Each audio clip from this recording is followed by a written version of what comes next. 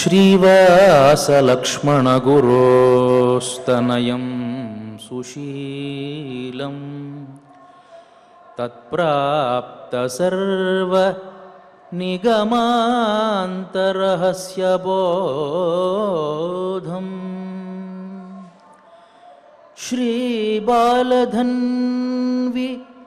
कुलवारिधिशितभानुम् श्रीशैललक्ष्मणगुरुं शिरसा नमामि।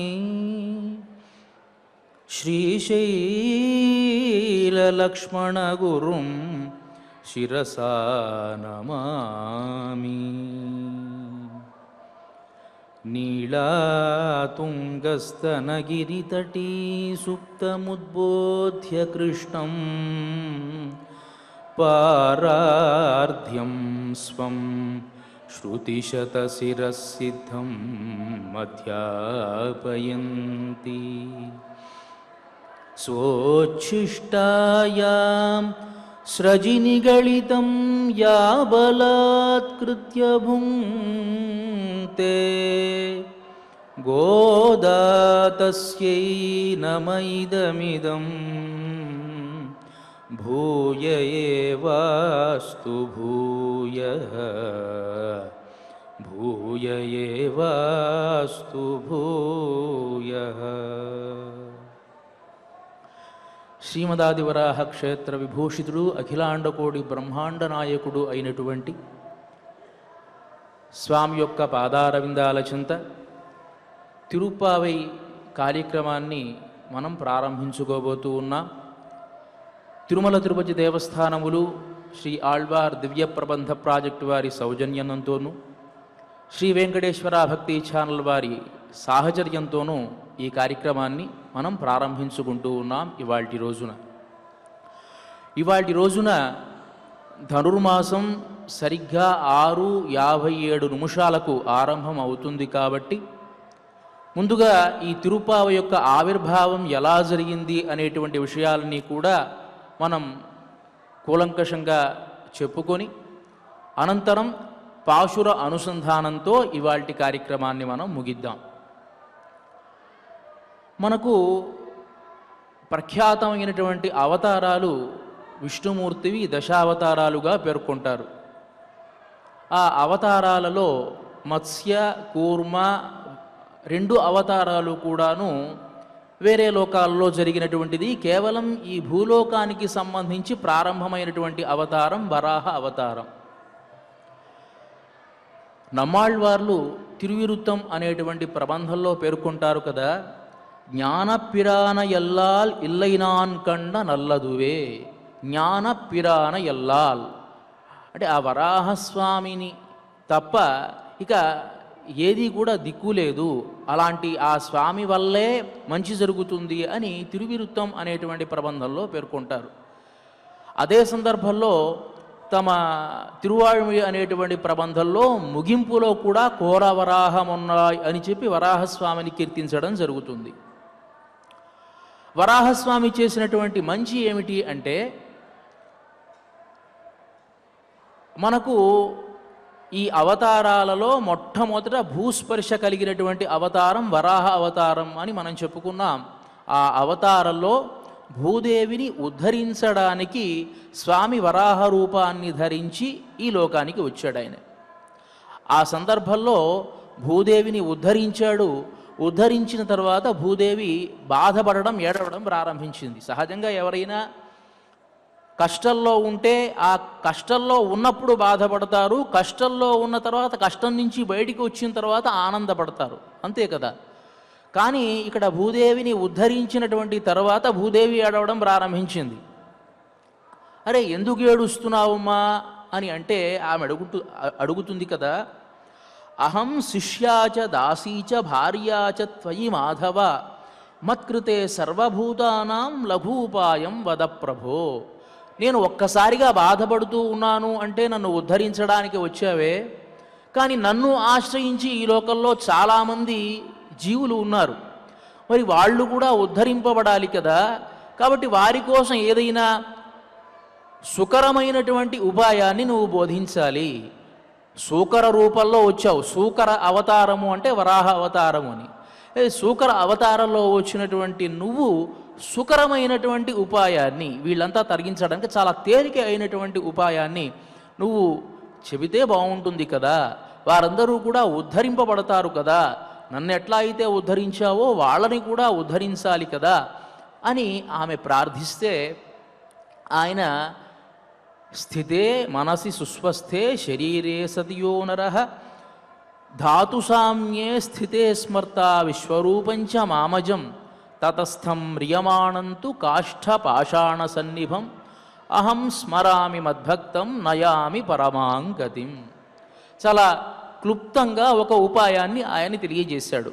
ఏవో పెద్ద పెద్ద యజ్ఞయాగాది క్రతువులు చెయ్యాలి అని చెప్పకుండా యజ్ఞో హి శ్రేష్ఠతమం కర్మ అని వేదం చెబుతుంది. ఎవరైనా సరే ఉద్ధరింపబడాలి అంటే ఏమిటి గొప్ప కర్మ అంటే యజ్ఞమట. అది వేదం చెప్పేటువంటిది. పరమాత్మ కూడా కృతయుగంలో యజ్ఞయాగాది క్రతువుల ద్వారానే అందరూ కూడా తరిస్తారు అని పేర్కొన్నాడు. మరి యజ్ఞయాగాది క్రతువులు చెయ్యాలి అంటే అనేకమైనటువంటి సంభారాలు కావాలి. దాంట్లో ఏదైనా లోపం ఏర్పడితే వాళ్ళు మళ్ళీ రకరకాల జన్మలు ఎత్తాల్సి వస్తుంది. ఇవన్నీ కూడా కష్టతరమైనటువంటివి.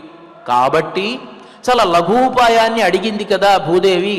చాలా సుకరమైనటువంటి ఉపాయాన్ని ఆయన ఏం తెలియజేశాడు అంటే స్థితే మనసి సుస్వస్థే శరీరే సతి యో నరః.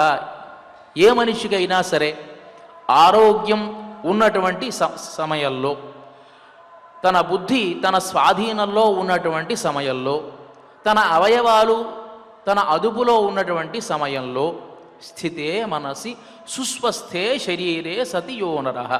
ఆరోగ్యం అంతా కూడా తన అందుబాటులో ఉన్నటువంటి సమయంలో ధాతు సామ్యే స్థితే స్మర్త విశ్వరూపంచ మామజం. నన్ను ఎవరైతే తమ మనస్సుల్లో ధ్యానం చేస్తారో, నా నామ జపాన్ని చేస్తారో వాళ్ళందరినీ కూడా నేను తరింపజేస్తాను. అంటే ఆరోగ్యంగా ఉండేటువంటి సందర్భంలో ఎవరైనా సరే నన్ను ఆశ్రయిస్తే, ఇంకొక గొప్ప మాట అంటాడు, వారు పూర్తిగా విస్మృతి పొంది తతస్థం మ్రియమాణంతు పాష్ఠకాషాణ సన్నిభం. తమ చరమదశలో కొన్ని సందర్భాల్లో వారెవరో కూడా వాళ్ళకి గుర్తుండదు. పక్క వాళ్ళు ఏమడిగినా చెప్పేటువంటి పరిస్థితుల్లో వాళ్ళు ఉండరు. అలాంటి సందర్భంలో కూడా ఒక రాయిలాగా ఒక కట్టెలాగా పడి ఉన్నా కూడా తతస్థం మ్రియమాణంతు కాష్ఠపాషాణ సన్నిభం అహం స్మరామి మద్భక్తం. నా భక్తుణ్ణి నేను తలుచుకొని వారిని ఉద్ధరిస్తాను అని పేర్కొన్నాడు వరాహస్వామి. అంటే మనకి సహజంగా లోకల్లో లౌకికంగా చూస్తే బీమా అంటాం కదా, బీమా. ఆరోగ్యంగా ఉన్నప్పుడు డబ్బులంతా మనం దాచిపెట్టుకుంటాం. మన తదనంతర కాలంలోనో లేకపోతే మనకు ఓపిక లేనటువంటి సందర్భాల్లో అవి ఉపయోగపడతాయి కదా. ఆ బీమా ఆయనే అప్పుడే చెప్పేశాడు, మీరు ఆరోగ్యంగా ఉన్నప్పుడు నన్ను తలుచుకోండి. అలా మీరు తలుచుకుంటే మీకు ఆరోగ్యం లేనప్పుడు నేను మిమ్మల్ని తలుచుకుంటాను అని ఆయన ఒక బీమా ఇచ్చాడు, ఆయన జీవిత బీమా. ఈ గొప్పదైనటువంటి మాట మన ఆళ్వార్లు ఎప్పుడు కూడా చెప్తూ ఉంటారు. వారి ప్రబంధాలు పెరియాళ్వార్లు అంటారు కదా, షోర్వినాల్ పొరుள் வைத்த துண்டாகில் சொல்லு சொல்லென்னு சுத்தமிருந்து ఆ వినవిలుంబాయి తిరవాదే అందకాలం అడైవదన్ మున్నం. ఒక గొప్ప వ్యక్తి బాగా డబ్బు సంపాదించాడు, చాలా కొన్ని కోట్లు సంపాదించాడు. మరణదశ ఆసన్నమైంది, వార్ధక్యం వచ్చింది. ఇప్పుడు ఇతను పోయేటువంటి కాలం వచ్చింది. పోయేటువంటి కాలంలో ఎలా ఉంటుందంటే పరిస్థితి, వీడికి కృష్ణారామ అనుకోవాలని వీడికి ఉండదు, పక్క వాళ్ళకి వీడు పోతున్నాడేనే బాధ ఉండదు. ఎలా ఉంటుందంటే పరిస్థితి షొల్లు షొల్లెన్ను షుత్తు మిరింది. పక్కన ఉండేటువంటి పిల్లలంతా, వాళ్ళంతా లేకపోతే పిల్లలు లేకపోతే బంధువులు ఏం చేస్తారు, నువ్వు డబ్బు ఎక్కడ పెట్టావో చెప్పు చెప్పు, షొల్లు షొల్లెన్రు చెప్పు చెప్పు ఎక్కడ పెట్టావో అని చెప్పి ప్రాణం తీస్తూ ఉంటారు. వీడికి కూడా ఏం కృష్ణారామ అనుకోవాలి ఏం లేదు, ఇంతకాలం డబ్బే సంపాదించాడు కాబట్టి ఆ డబ్బు ఎక్కడుందో చెప్పాలని వీడికి ఉంది పాపం. వీడికి కూడా అదే కాపేయం కదా, నా పిల్లలు ఏమైపోతారో నా బంధువులు ఏమైపోతారో అనే కాపేయం వీడికి ఉంది, చెప్పాలనే ఉంది. కానీ షోర్ వినాల్ మతి మరుపు వచ్చింది. ప్రాణం పోయేటువంటి సందర్భాల్లో మనిషికి వాడెవడో వాడికే గుర్తుండదు. ప్రాణం పోతుంది ఓ పక్క. షోర్వినాల్ పొరుల్ వైత్తదు ఎక్కడో పెట్టుకోవాలా, వాడి తలగడ కిందే పెట్టుకున్నాడు వాడు. కానీ అది చెప్పాలన్నా వాడికి గుర్తులేదు, వాడెవరో వాడికి తెలియదు. వీడి పక్కన ఉండేటువంటి వాడికి చెప్పాలి అంటే వీడికి మాటలు రావడం లేదు. చెప్పాలి అని ఎక్కడ ఉందో కూడా స్ఫూర్తి కూడా మర్చిపోయాడు. ఎక్కడ పెట్టుకున్నాడో వీడు మర్చిపోయాడు ఎక్కడ పెట్టాడో. షోర్వినాల్ పొరుల్ వైత్తదుండాహిల్ షొల్లు షొల్లెన్ను శుత్తమిருந்து ఆ వినవిలుం వాయి తిరవాదే. వాళ్ళు ప్రశ్న వేస్తూ ఉంటే వాయి తిరవాదే, మాట్లాడకుండా అంధకాలం అడైవదన్మున్నం, ఆ మరణ సమయంలో వాడు అలా బాధపడుతూ ఉంటాడు. అలా కాకుండా మీరేం చేయాలి అంటే మార్వమెన్బదోర్ కోయిల్ అమైత్ మాధవనెన్నుం దైవత్తై నాటి, ఈ మనస్సులో ఒక దేవాలయాన్ని నిర్మించుకోండి. ఆ దేవాలయంలో మాధవుణ్ణి చక్కగా ప్రతిష్ఠించుకోండి.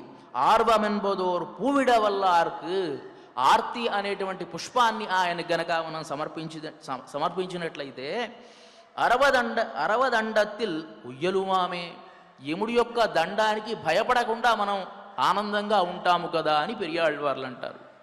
అలా ఏమి చెయ్యాలి? వయస్సులో తతస్థం మ్రియమాణంతు కాష్ఠ పాషాణ సన్నిభం, చక్కగా మంచి వయస్సు ఉన్నది, ఈ అవయవాలన్నీ కూడా మన మాట వింటూ ఉన్నది, మన బుద్ధి మన అదుపులో ఉన్నది. ఆ సందర్భంలో నువ్వు భగవన్నామస్మరణ చెయ్యాలి. నమాళ్వార్లు కూడా కిళరొళి ఇళమై కెడువదన్ మున్నం వళరొళి మాయోన్ మరువియ కోయిల్. కిళరొళి ఇళమై, యవ్వనము. ఈ యవ్వనము అనేటువంటి దశ ఎలాంటిది అంటే విషయవాంఛల వైపు వెళ్ళేటువంటి వయస్సు.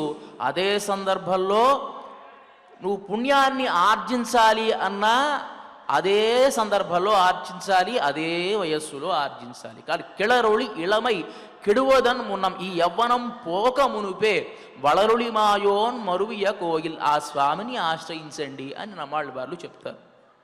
అదే విషయాన్ని వరాహస్వామి చెప్పేటప్పటికీ భూదేవికి ఆనందం కలిగింది. ఏం చెప్పాడు ఆయన? నా నామస్మరణ చెయ్యాలి, నాకు పుష్పాలు సమర్పించాలి, నన్నే శరణు వేడాలి, ఇవన్నీ కూడా మనస్సులో పెట్టుకుంది ఆమె, ఆ భూదేవి. ఈ మనస్సులో పెట్టుకున్నటువంటి విషయాన్ని జీవరాశులకు తెలియజేయాలి, చెప్పాలి కదా. ఏదో ఒక సందర్భం కావాలి, సందర్భం రాకుండా చెప్పడానికి వీల్లేదు. అందరికీ పెద్దగా అరిచి మీరు గనక ఇలా చేస్తే బాగుంటుంది అని చెప్పడం కూడదు కదా. దానికి అంటూ ఒక సమయం రావాలి. సరే, స్వామి అవతార సమాప్తి చేశాడు, వరాహ అవతారం అయింది, తర్వాత వామనావతారం, రామావతారం, కృష్ణావతారం, అంతా కూడా అవతారాలన్నీ కూడా అయిపోయాయి. అయిపోయిన తర్వాత వైకుంఠంలో స్వామి తల మీద ఇలా చేయి పెట్టుకుని ఆలోచిస్తూ ఉన్నాడు. ఏమని ఆలోచిస్తూ ఉన్నాడు అంటే, నేను ఇన్ని అవతారాలు ధరించాను, ఈ సమీపమైనటువంటి కృష్ణావతారంలో 18 అధ్యాయాల్లో భగవద్గీత అంతా కూడా చెప్పాను, కానీ ఈ భగవద్గీతలో రకరకాల యోగాలన్నీ కూడా తెలియజేశాను, కానీ ఈ యోగాలన్నీ కూడా ఆచరించేటువంటి వాళ్ళు ఎవరు, తెలుసుకునేటువంటి వాళ్ళు ఎవరు, ఎవరు కూడా దీని గురించి ఆలోచించడం లేదే, ఎవరికీ దీని మీద ఆసక్తి కనబరచడం లేదే, ఏమిటి అని బాధపడుతూ ఉన్నాడు ఆయన. సరే, పెద్ద సమావేశాన్ని ఏర్పాటు చేశాడు. ఏర్పాటు చేసి నిత్యులు, ముక్తులు, శ్రీదేవి, భూదేవి, నీలాదేవి వీళ్ళంతా కూడా కూర్చుని ఉన్నారు. వాళ్ళ సందర్భంలో ఈ ప్రస్తావన చేశాడు. ఏమిటి ఇట్లా ఉందే, ఏమి చెయ్యాలి అని ఆలోచిస్తూ ఆలోచిస్తూ ఒక్కసారి లక్ష్మీదేవి వైపు చూశాడు. లక్ష్మి, ఇంత కష్టపడ్డాను కదా, నా కష్టానికి ఫలితం లేకుండా పోయింది. సరే, నేను చెబితే సరిగ్గా అర్థం కాలేదేమో.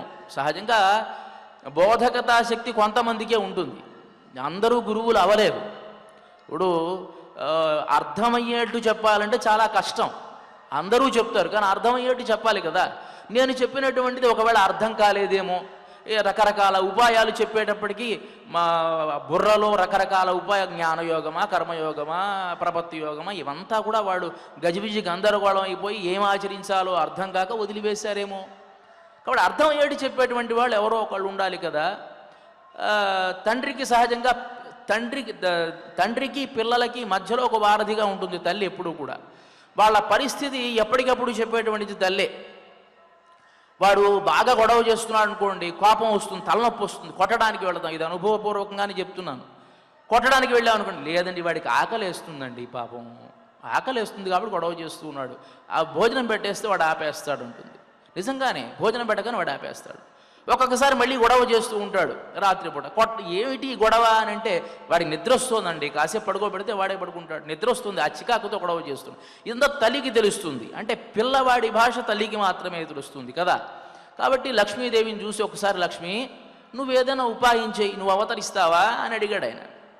అనేటప్పటికీ ఆవిడ కాస్త కళ్ళలో నీళ్లు పెట్టుకొని, అదేమిటండి మీరు మరీ విడ్డూరంగాను, మీరు అవతరించినప్పుడల్లా అవతరిస్తూనే ఉన్నాం కదా, నేను రాఘవత్తే భవత్ సీత రుక్మిణీ కృష్ణజన్మని అన్యేషు చ అవతారేషు విష్ణురేషానపాయినని మీరు అవతరించినప్పుడల్లా అవతరిస్తూనే ఉన్నాను. సహజంగా భర్త ఎక్కడికైనా బయలుదేరి వెళ్ళిపోతే సమయానికి తింటాడో లేదో అని భార్య ఇక్కడ బాధపడుతూ ఉంటుంది. అలా లేకుండా పాపం భర్త ఎక్కడికి వెళ్ళినా తోడుగా వెళ్ళి సమయానికి సందర్భానికి వండి పెట్టి చూసుకుంటూ ఉండేటువంటి అవకాశం ఆవిడకుంది లక్ష్మీదేవికి. కాబట్టి ఆయన ఎప్పుడు ఏ అవతారాన్ని ధరించినా వరాహ రూపంలో వస్తే ఒక రూపాన్ని, రాముడు రూపంలో వస్తే సీతారూపాన్ని, కృష్ణుడు రూపంలో వస్తే రుక్మిణి రూపాన్ని ధరించి, ఇట్లా రకరకాల ఏ అవతారాన్ని ధరించినా ఆ అవతారానికి తగ్గట్లుగా ఆమె వెళ్ళి సహచర్యం చేస్తూ ఆయన్ని కాపాడుతూ ఉన్నది. పోనీ ఆ అవతారాల్లో ఏదన్నా సుఖాన్ని చూశానా? రామావతారాన్ని చూసుకుందాం. ఏం సుఖపడ్డానండి, ఏం సుఖపడలా. ఏదో మీతో సుఖపడదామంటే మీరు అడవులకి పోదామన్నారు, మీతో పాటు అడవులకు వచ్చాను, బాగానే ఉన్నది. సరే, అడవులకు వచ్చినటువంటి దాన్ని ప్రశాంతంగా ఉంచారా అంటే రావణాసురుడు తీసుకుని పోయాడు, ఓ 10 నెలలు ఉంచుకున్నాడు. అయిన తర్వాత పోనీ 10 నెలల తర్వాత నువ్వు యుద్ధం చేశావు, తీసుకుని వచ్చావు, ఏలుకుంటావు అంటే ఏమన్నావు నువ్వు మాట?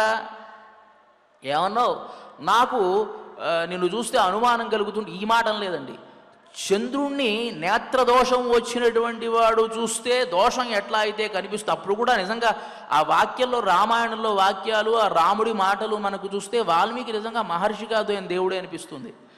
రాముడు అనేటువంటి మాట సీతాదేవిని చూసి నేత్రరోగం వచ్చినటువంటి వాడు చంద్రుణ్ణి చూస్తే చంద్రుడు 2 రకాలుగా, 2గా ఎలా అయితే గోచరిస్తూ ఉన్నాడో అట్లా నీలో దోషం నాకు గోచరిస్తోంది అంటే నేత్రరోగం నాకు ఏర్పడింది అని చెప్పడం అనమాట. సీతలో దోషం చెప్పలే ఆయన. అలా నువ్వు నాకు కనిపిస్తున్నావు కాబట్టి ఈ 10 దిక్కుల్లో ఎక్కడికి వెళ్ళాలన్నా వెళ్ళవచ్చు, నీ ఇష్టం అన్నాడు ఆయన.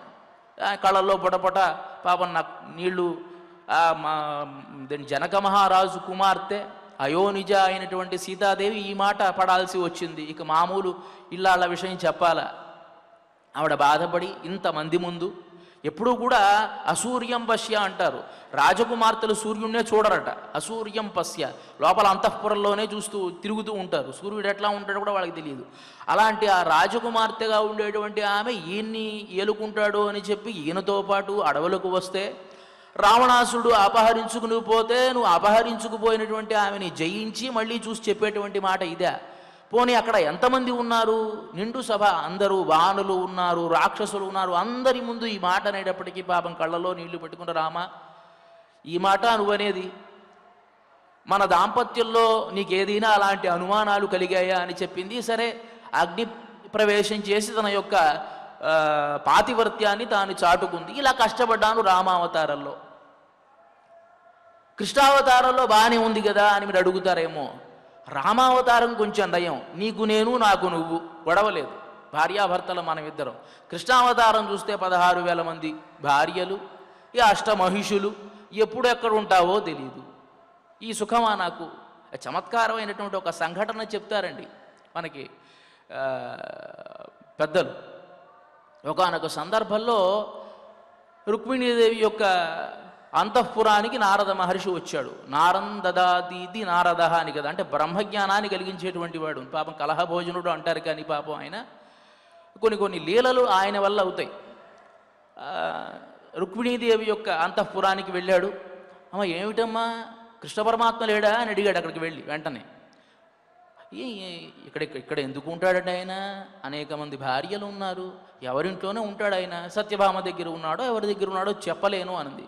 అదేమిటమ్మా వెర్రిబాగులు దానిలా ఉన్నావు, ఇవాళ ఏంటో తెలియదా నీకు అన్నాడు ఆయన. ఏమో నాకు గుర్తులేదండి అంది. నీ పుట్టినరోజమ్మా, నీ పుట్టినరోజు అయితే నీ దగ్గర నీ భర్త లేకుండా ఎక్కడో ఉంటే ఎట్లా, దా పిలుచుకోదాందా అన్నాడు ఆయన. సరే, అలాగా నా పుట్టినరోజా, నాకే గుర్తులేదే, సరే వెళదాం ఆయన తీసుకుని వద్దాం అనుకుంది. ఈవిడ వెళ్ళేలోపే సత్యభామ ఇంటికి వెళ్ళాడు ఆయన. సత్యభామ దగ్గరికి వెళ్ళి ఆయన అన్నాడు కదా, అమ్మా చూసావా, రుక్మిణీదేవి బయలుదేరి వస్తోంది నీ భర్తను తీసుకుని వెళ్ళడానికి. ఇది చాలా ముఖ్యమైన రోజమ్మా నీకు ఇవాళ అని అన్నాడు. అలాగా, నాకేమిటండి ముఖ్యమైన రోజు అంటే, పెళ్లి రోజమ్మా నీకు ఇవాళ. ఇవాళ పెళ్లి రోజు భర్త లేకుండా ఎవరన్నా ఉంటారా చెప్పండి. ఆ విషయం ఆవిడకి తెలుసు కదా. రుక్మిణీదేవి అక్కడి నుంచి బయలుదేరి ఇక్కడికి వస్తోంది, నువ్వేం చేస్తావో తెలియదు, నీ భర్తను మాత్రం నీ దగ్గరే ఉంచుకోవాలన్నాడు. సరే, రుక్మిణీదేవి అక్కడంతా స్వస్తి వాచనాలు బరికి అక్కడి నుంచి ఈ సత్యభామ దగ్గరికి వచ్చింది. వచ్చేటప్పటికి ఈ సత్యభామ కృష్ణ పరమాత్మకి చెప్పింది, ఇట్లా వస్తుందేమో జాగ్రత్త అంది ఆవిడ కంటితోనే. ఏమి చేయాలో తెలియట్లేదు ఈయనకి. సరే, రుక్మిణీదేవి వచ్చి ప్రార్థించింది, నా పుట్టినరోజు అండి ఇవాళ, మీరు రావాలి అని. సత్యభామ నెమ్మదిగా చేయబడుకు నొక్కుతూ ఉంది. ఇప్పుడు ఇటు వెళ్ళాలా అటు వెళ్ళాలా, ఎటు వెళ్ళాలి, ఈయన పరిస్థితి ఈయనకు అగమ్య గోచరంగా ఉంది. నారద మహర్షి వెనకాల ఉండేటువంటి వాడి కాస్త ముందొచ్చి నమస్కారం చేస్తూ ఉన్నాడు ఇట్లా ఆనందంగా. ఆయన సన్నివేశం చూస్తూ ఉన్నాడు. ఆ కృష్ణ పరమాత్మ ఎలా ఉంటాడో చూద్దాం ఈ సన్నివేశంలో. ఇది ఒక లీల. ఈయన బాధపడుతూ ఉంటే, పోపు చక్క పెట్టి నలుపుతూ ఉంటే ఎట్లా అయితే ఉంటుంది, ఆయన పరిస్థితి అలా ఉన్నది. చమత్కారమైనటువంటి సన్నివేశాన్ని వర్ణిస్తాడు. మెట్టిన దినమని సత్యయు పుట్టిన దినమనుచు భీష్మపుత్రియు నన్నీ పట్టున పిలుతురు విందుసేయ. మెట్టిన దినమని సత్యయు, పెళ్లి రోజని సత్యభామ అంటోంది. పుట్టిన దినమని భీష్మపుత్రియు, పుట్టినరోజు అని చెప్పి రుక్మిణీదేవి చెబుతోంది. నన్నీ పట్టున బిలుతురు విందుసేయ ఇట్టి ఎడలన్యచటికే గహితవో చెప్పుమా. కృష్ణ పరమాత్మ చమత్కారం చేస్తాడు కదా. ఆయన అనుకున్నాడు కదా, ఇలా కాదు, నారద మహర్షిని ఎరికిద్దాం. ఇదేం ఆనందం అయ్యా, ఇలా బాధపడుతూ ఉంటే నమస్కారం చేస్తూ నిలబడ్డావు, నా పరిస్థితి అర్థం చేసుకో. ఇప్పుడు ఈవిడ ఇట్లా అంటోంది ఇట్లా అంటోంది, ఏం చేస్తే బాగుంటుందంటావు అని ఆయన అడిగాడు. ఈయన తెలివితేటలు ఏమిటంటే, ఏదో ఒక తీర్పు కనుక ఆయన చెబితే, అదిగో బ్రహ్మర్షి అయినటువంటి నారదుడు చెప్పాడు కదా అని ఆయన మీద నడదామని ఆయన చూస్తూ ఉన్నాడు. ఆయన అన్నాడు కదా, నీ బహుభార్యత్వంబు నాకు ఏలా, ఈ బహుభార్యత్వంలో ఉండేటువంటి విషయం నాకెందుకయ్యా, ఈ గొడవలో నన్ను లాగకన్నాడు ఆయన. ఈ గొడవకి నాకు సంబంధమే లేదు, నేను అసలే బ్రహ్మచారిని, నాకు ఈ గొడవలతో సంబంధం లేదని నమస్కారం చెప్పిపోయాడు ఆయన. సరే, తర్వాత రుక్మిణీదేవి అంతఃపురానికి వెళ్ళాడు. తర్వాత సత్యభామకి ఆ విషయాన్ని పాపం నారద మహర్షి చెప్పేశాడు. ఆ గొడవలంతా వేరే. ఈ బాధంతా కూడా నువ్వు పడ్డానయ్యా, నేను ఏ సుఖపడ్డాను నేను. కాబట్టి రామావతారంలోనూ సుఖపడలేదు, కృష్ణావతారంలోనూ సుఖపడలేదు అంటూ ఉంటే, ఒక్కసారిగా అక్కడ వైకుంఠంలో ఉండేటువంటి విష్ణుమూర్తికి ఆనందం కలిగింది. ఒక్కసారిగా రామాయణం విన్నాడు, ఒకసారి భాగవతం విన్నాడు. భాగవతాన్ని ఒకసారి, రామాయణాన్ని ఒకసారి వినిపించేసింది లక్ష్మీదేవి. ఇప్పుడు ఏం చేయాలి? సరే, ఇటువైపు తిరిగాడు, భూదేవి కనిపించింది. ఏమ్మా భూదేవి, విన్నావు కదా పరిస్థితి అంతా కూడా, నువ్వేదైనా సలహా చెప్తావా, నువ్వేదైనా దీని గురించి ఏదైనా ఆలోచిస్తావా అని అనేటువంటి సందర్భంలో, అది నాకు సమయం వచ్చింది, ఇప్పుడు తప్పకుండా వెళతాను నేను అందావిడ. సరిగ్గానే విన్నావా నేను చెప్పింది అన్నాడు ఆయన. సరిగ్గానే విన్నానండి, అవకాశం ఎప్పుడు వస్తుందా అని చూస్తూ ఉన్నాను. భూలోకంలో ఉండేటువంటి ఈ జీవులంతా ఉద్ధరించడానికి నేను అవతరిస్తాను. మీరు 3 ముఖ్యమైనటువంటి విషయాలు చెప్పారు. ఏమిటి? నామస్మరణ చెయ్యాలి, పుష్పాలు సమర్పించాలి, మీ దగ్గర శరణాగతి చెయ్యాలి అని చెప్పి, ఈ 3 విషయాలు కూడా నాకు మనస్సులో అలాగే నిమగ్నమై ఉంది. కాబట్టి నేను అవతరిస్తాను. ఆ అవతరించే ఎక్కడ అవతరించాలి అనేటువంటి విషయం మీరు చూసుకుంటారు, నాకు తెలుసు ఆ విషయం. సహజంగానే భార్య ఎక్కడికైనా బయలుదేరి వెళుతూ ఉంది అంటే భర్త అన్ని సౌకర్యాలు ఏర్పాటు చేస్తాడు సహజంగానే. రైలు ఎక్కి వెళుతూ ఉంటే జాగ్రత్తగా ఆ భోగి ఎక్కించడము, లేకపోతే 2-3కి ఫోన్ చేసి చూసుకోండి అని చెప్పడము. అది అందరూ చేస్తారా అనే విషయం వేరే విషయం. సహజంగా బాధ్యత ఉన్నవాళ్ళు చేస్తారు. అది సరి అయినటువంటి భర్తకు ఉండేటువంటి లక్షణం. కాబట్టి నేను ఎక్కడ అవతరించాలి అనేది నీకు తెలుసు, ఎప్పుడు అవతరించాలి అనే విషయం మీకు తెలుసు. కాబట్టి నాకు ఎలాంటి ఇబ్బంది లేదు. కానీ నేను చేయాల్సిన పని మీరు చెప్పినటువంటి 3 ముఖ్యమైన విషయాలు భూలోకంలో తెలియజేయడమే. ఇది నేను చేస్తాను అని అది అర్థమయ్యేట్టు చెప్పగలను అంది ఆవిడ. అలా అనుకున్నటువంటి ఆ భూదేవి కలియుగంలో కర్కటే పూర్వ ఫల్గున్యాం తులసీ కాననోద్భవాం పాండ్యే విశ్వంభరాంగోదాం వందే శ్రీరంగనాయకి అని చెప్పినట్లుగా కర్కాటక మాసంలో పుబ్బా నక్షత్రంలో శ్రీవిల్లిపుత్తూర్ అనేటువంటి గొప్ప దివ్య దేశంలో ఆవిడ విష్ణు చిత్తులు అనేటువంటి ఒక మహానుభావులు, ఆయన కూడా ఆళ్వార్ల కోటిలోకి వచ్చేటువంటి ఒక మహనీయుల ఇంట జన్మించింది.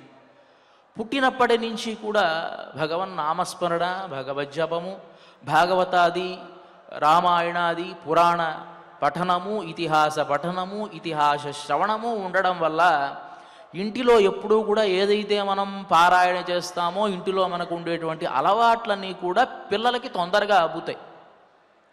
ఒక 5 సంవత్సరాలు ఉండేటువంటి గోదాదేవికి గొప్ప జ్ఞానం కలిగింది అప్పుడే. ఎలా అంటే తన తండ్రి అయినటువంటి ఈ పెరియాళ్వార్ అని పిలువబడేటువంటి విష్ణు చిత్తులు ఎప్పుడూ కూడా భాగవతం పారాయణ చేస్తూ ఉంటారు. ఒక గోష్ఠి ఉండేదిట. భాగవతము, రామాయణము ఇవన్నీ కూడా పురాణ పఠనము అంతా ఉండేటప్పటికీ మనస్సులో ఎప్పుడూ కూడా ఆ భగవన్ నామస్మరణ చేస్తూ ఏ విధంగా అయినా సరే కృష్ణ పరమాత్మను తాను వివాహం చేసుకోవాలి అని నిర్ణయించుకుంది. ఆ వయస్సులో 5 ఏళ్ల వయస్సులో కృష్ణ పరమాత్మను వివాహం చేసుకోవాలి అంటే ఏమి చేయాలి? కృష్ణ పరమాత్మను వివాహం చేసుకోవాలి అంటే భాగవతంలో గోపికలంతా కూడా కాత్యాయని వ్రతం అనేటువంటి ఒక వ్రతాన్ని చేశారు. అలాంటి వ్రతాన్ని మనం కూడా ఆచరిస్తే బాగుంటుంది అని తాను నిర్ణయం తీసుకుంది. హేమంతే ప్రథమే మాసి నందవ్రజ కుమారికా చేరురు హవిష్యం భుంజాన కాత్యాయని అర్చన వ్రతం అని భాగవతం మనకు తెలియజేస్తుంది. హేమంతే ప్రథమే మాసి అంటే ఈ ధనుర్మాసంలోనే కృష్ణుణ్ణి భర్తగా పొందాలి అని గోపికలంతా కూడా కాత్యాయని వ్రతాన్ని ఆచరించారు. కాబట్టి అలాంటి వ్రతాన్ని మనం కూడా చేస్తే బాగుంటుంది కదా అని అనుకుంటూ ఉండగానే ఎల్లప్పుడూ కూడా తాను తలచుకుంటూ ఉండేటువంటి ఆ భాగవతము, ఆ గోపికలు, ఆ వాతావరణము అంతా తలుచుకుని సహజంగా పిల్లల మనస్సులో గనక ఒక ఊహ గనక ఏర్పడితే ఆ వాతావరణం అంతా అలాగే ఉన్నట్టు వాళ్ళు భావిస్తారు. ఆ శ్రీవిల్లిపుత్తూర్ అనేటువంటి దివ్యదేశం అంతా కూడా బృందావనంలాగే ఆవిడకి అనిపించింది. తనతో ఆడుకునేటువంటి చిన్న పిల్లలంతా కూడా గోపికల్లాగే తనకు తోచింది. ఆ శ్రీవిల్లిపుత్తూరులో ఉండేటువంటి వటపత్రశాయి అయినటువంటి ఆ కోవెలే నందగోపుడి యొక్క భవనంలాగా ఆమెకు తోచింది. అంతా వాతావరణం అంతా కూడా మారిపోయింది. ఆ మారిపోయి ఈ తిరుప్పావై అనేటువంటి వ్రతాన్ని తాను ఆచరించింది అని మనకు పెద్దల ద్వారా తెలిసేటువంటి విషయం. మనం తెలుసుకోవాల్సిన విషయం ఏమిటంటే ఈ క్షేత్రానికి తిరుప్పావైకి ఒక గొప్ప అవినాభావ సంబంధం ఉన్నది. ఏమిటంటే వరాహస్వామి ఇక్కడే వేంచేసి ఉన్నాడు. ఆయన చెప్పడం వల్లే భూదేవి ఆ విషయాన్ని విని తాను గోదాదేవిగా అవతరించింది. కాబట్టి ఈ క్షేత్రానికి అదొక వైభవం. ఇంకో గొప్ప వైభవం ఏమిటంటే వెంగడవర్క్ ఎన్నై విధిక్కిత్తియే అని చెప్పి గోదాదేవి ప్రార్థిస్తుంది నాచియార్ తిరుమొഴി అనేటువంటి ప్రబంధంలో. అంటే వెంకటేశ్వర స్వామికి నన్ను అర్పించండి అని ప్రార్థిస్తుంది. కాబట్టి అలాంటి వెంకటేశ్వర స్వామి ఉండేటువంటి క్షేత్రము ఈ క్షేత్రమే. వివాహం చేసుకున్నటువంటి క్షేత్రం శ్రీరంగమైనప్పటికీ కూడాను ఈ క్షేత్రానికి ఉండేటువంటి 2 వైభవాలు అంటే వరాహస్వామి ద్వారా భూదేవి తెలుసుకుని ఆ భూదేవే గోదాదేవిగా అవతరించడం అనేటువంటిది ఒక వైభవం అయితే, ఈ క్షేత్రానికి ఆ వెంకటేశ్వరుణ్ణి గోదాదేవి ప్రార్థించడం ఒక వైభవం. అలాంటి వైభవం కలిగినటువంటి ఈ తిరుప్పావై అనేటువంటి వ్రతంలోని కొన్ని విశేషాలు మనం తెలుసుకోబోతూ ఉన్నాం. ముందుగా ప్రార్థన. నీళాతుంగ స్తనగిరితటి సుప్తముద్బోధ్య కృష్ణం పారార్ధ్యం స్వం శృతిశత శిరసిద్ధమధ్యాపయంతి స్వోచ్ఛిష్టాయాం స్రజి నిగళితం యాబలాత్ కృత్యభుంక్తే గోదా తస్యై నమ ఇదమిదం భూయ ఏవాస్తు భూయ. ఈ ప్రార్థనా శ్లోకం. ఈ శ్లోకాన్ని భట్టర్ అనేటువంటి మహనీయులు ఈ తిరుప్పావై అనేటువంటి ప్రబంధంలో ముందు ఉంచడం జరిగింది. తిరుప్పావైలో ఉండేటువంటి చాలా మూలమైనటువంటి విషయాన్ని ఆయన ఈ శ్లోకంలోనే ఉంచేశారు. ఏమిటి అంటే తిరుప్పావైలో ఉండేటువంటి మొత్తం సారాంశాన్ని ఈ శ్లోకంలో ఆయన బిగించేశారు. ఆ శ్లోకంలో ఆ 4 పాదాల్లో కూడా ఏమిటి అంటే నీళాతుంగస్తనగిరి తటి సుప్తముద్బోధ్య కృష్ణం. చాలా క్లుప్తంగా మామూలుగా చెప్పుకుందాం అర్థం. నీళాదేవితో శయనించి ఉండేటువంటి ఆ కృష్ణ పరమాత్మను, సుప్తం పడుకుని ఉండేటువంటి ఆ కృష్ణ పరమాత్మను ఉద్బోధ్య మేలుకొలిపి, కృష్ణం పారార్ధ్యం స్వం శృతిశత శిరసిద్ధం అధ్యాపయంతి. ఏం చేసింది గోదాదేవి అంటే తమ యొక్క పారార్ధ్యం, నాయన మేము మీకు సేవ చెయ్యాలి, నువ్వు దాన్ని అంగీకరించాలి, నువ్వు ఇట్లా పడుకొని ఉంటే ఎట్లా అని చెప్పి వేదాలలో పేర్కొనబడేటువంటి, వేదాంతాలలో చెప్పబడేటువంటి అనేకమైనటువంటి విషయాలను కృష్ణ పరమాత్మకు తెలియజేసి ఆయనకి అధ్యాపయంతి, తెలియజేసింది. అధ్యాపయంతి తెలియజేసి స్వోచ్ఛిష్టాయాం స్రజి నిగళితం యాబలాత్ కృత్య భుంక్తే, తాను అలంకరించుకున్నటువంటి పూలమాలను ఆ పరమాత్మకు అర్పణం చేసి స్వోచ్ఛిష్టాయాం స్రజి నిగళితం యాబలాత్ కృత్య భుంక్తే గోదా తస్యై నమ ఇదమిదం భూయ ఏవాస్తు భూయ.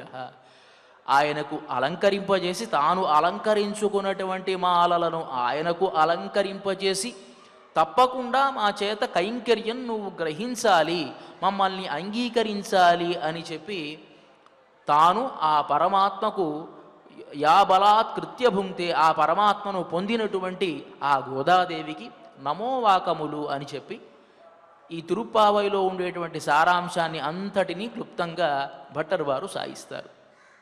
ఏమిటి ఈ తనియంలో గొప్ప? నీళాదేవి. మనకు సహజంగా భాగవతంలో ఎక్కడ ఈ నీళాదేవి ప్రస్తావన రాదు, కానీ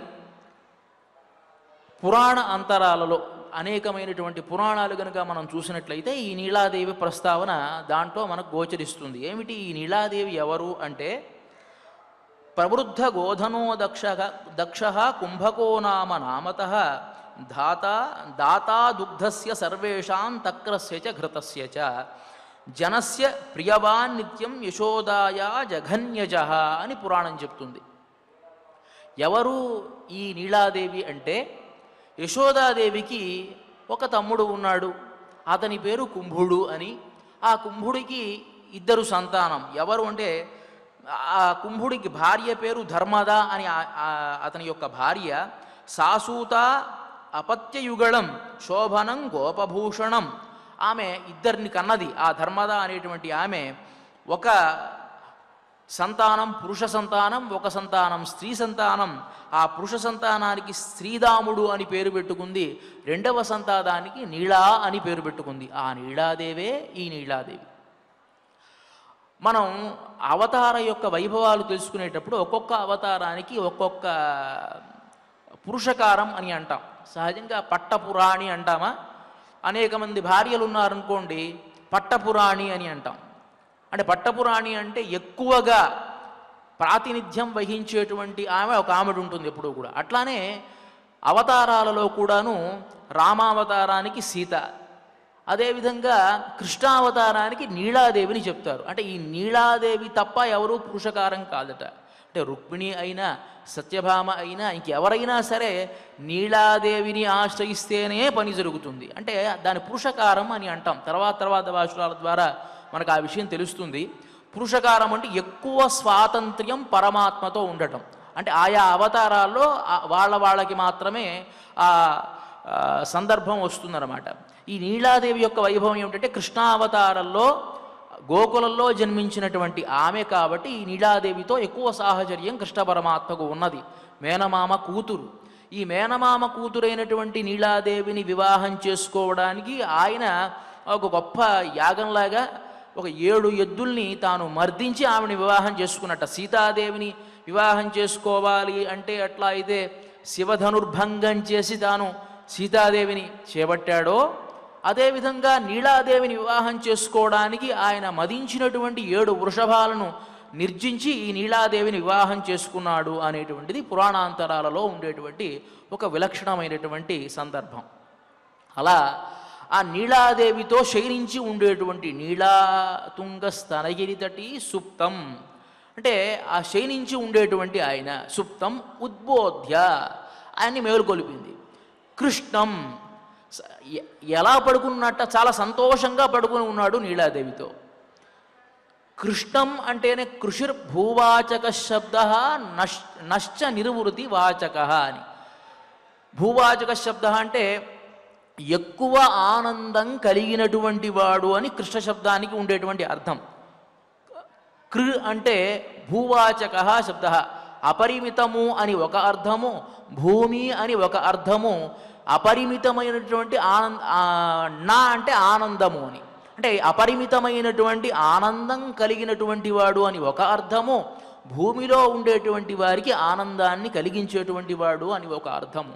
ఇట్లా ఉండేటువంటి ఆ కృష్ణ పరమాత్మ నీలాదేవితో ఆనందంగా ఉంటే అదేమిటయ్యా నువ్వు నీ భార్య సంతోషంగా ఉంటే సరిపోతుందా, లోకల్లో ఉండేటువంటి మాలాంటి వాళ్ళందరినీ ఎవరు చూస్తారు అని చెప్పేట్టుగా ఉద్బోధ్య కృష్ణం, అలాంటి ఆ కృష్ణుని కృష్ణం పారార్థ్యం స్వం శృతిశత శిరసిద్ధం అధ్యాపయంతి. పారార్థ్యం మేము నీకు పరతంత్రులము, నువ్వు మా సేవ అంగీకరించాల్సిందే అని చెప్పి శృతిశత శిరసిద్ధం, వేదాంతాలు అని చెప్పబడేటువంటి ఉపనిషత్తులలో పేర్కొనబడేటువంటి రహస్యమైనటువంటి విశేషాలన్నీ కూడా అధ్యాపయంతి బోధిస్తూ. ఎవరైనా మనం చూస్తూ ఉంటాం ఇళ్లలో పిల్లల్ని బ్రాహ్మీ ముహూర్తంలో పొద్దున్నే లేపేస్తారు. పొద్దున్నే లేపి ఏం చేస్తే చదువుకోండి అని అంటారు.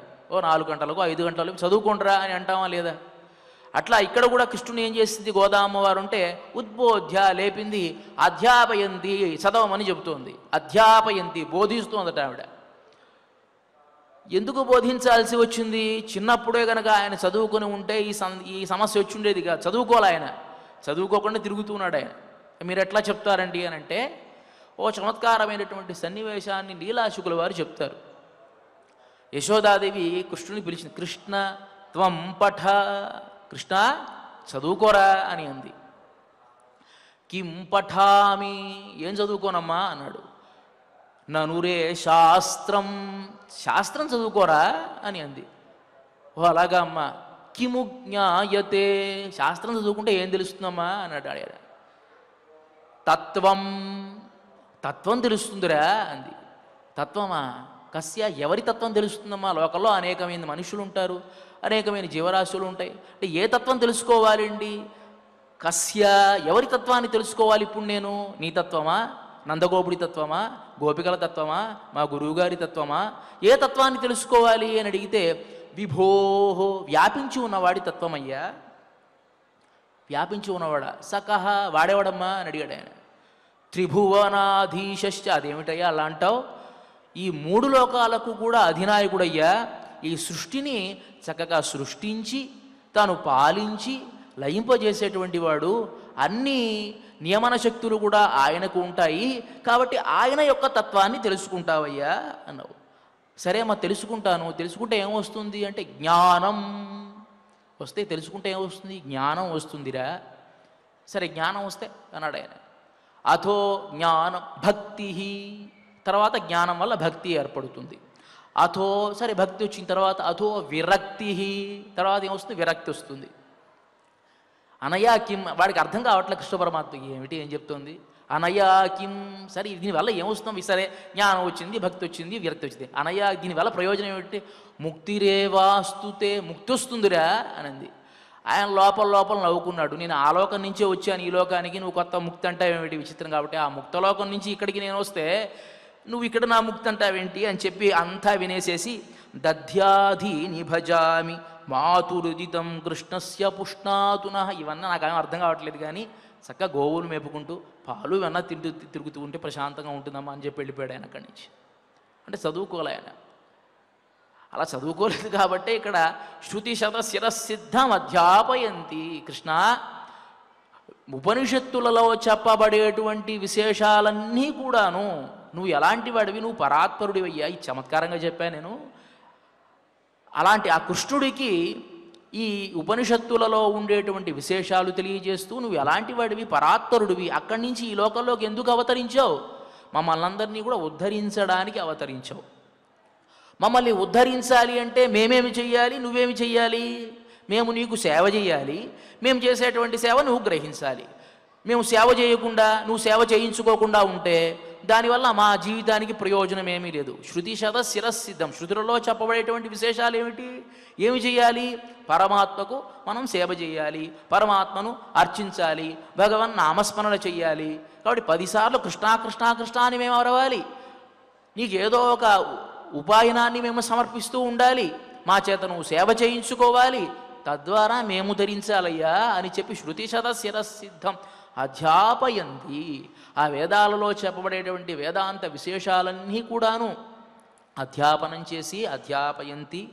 స్వోచ్ఛిష్టాయాం స్రజిని గళితం యాబలాత్ కృత్య భుంక్తే.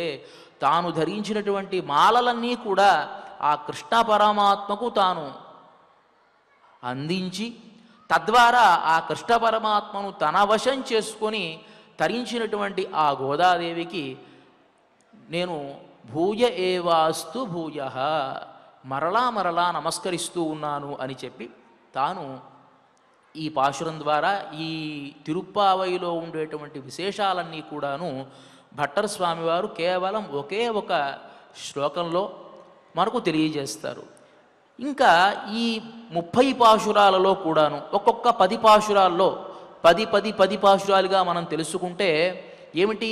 భగవన్నామస్మరణ చెయ్యాలి అనేటువంటి విషయాన్ని ముందు 10 పాశురాల్లోనూ, భగవంతుడికి పుష్పాలు సమర్పించాలి అనేటువంటిది 11వ పాశురం నుంచి 20వ పాశురంలోనూ, భగవంతుడికి నన్ను నేను సమర్పించుకుంటున్నాను అనేటువంటి విశేషాలన్నీ కూడాను 20వ పాశురం నుంచి 30వ పాశురంలోను. అంటే ప్రపదనం స్వస్మై ప్రసూనార్పణం అని చెప్పినట్లుగా స్వస్య చ కీర్తనం ప్రపదనం స్వస్మై ప్రసూనార్పణం అని చెప్పినటువంటి విశేషాలన్నీ, ఆ 3 విషయాలు కూడా తాను ఈ 30 పాశురాల్లో మనకు అందించడం జరిగింది.